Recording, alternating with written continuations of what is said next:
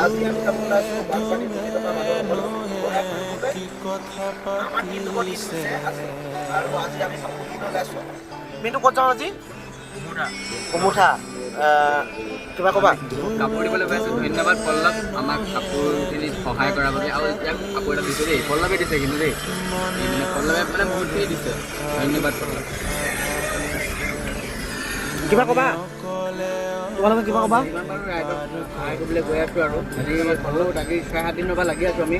যিহেতু কিয় লাগিছে, ৰাইজে দেখিছে 2 দিন বা 3 দিন দেখিছে, কিন্তু আমি যোগাৰ কৰোঁতে আজি 5 নম্বৰ দিন। 5-6 দিন হৈছে আৰু। আজি আমাৰ আৰু এটা কথা কৈছোঁ, বহুত বেছি ভাল লাগিছে। আৰু আমাৰ সীমান্তকো বহুত বেছি ভাল পাইছোঁ। ই কুকুৰা ইমান দূৰৰ পৰা আহিছে, আৰু আমাৰ ইহঁতো দূৰৰ পৰা আহিছে।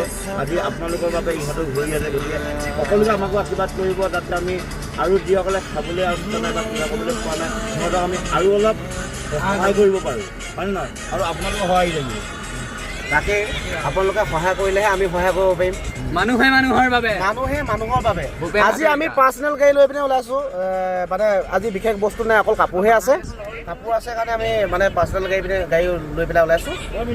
বাকী আপোনালোকে ভিডিঅ'বোৰ শেষলৈকে চাই থাকিব দেই, আমি যাব ওলাইছোঁ।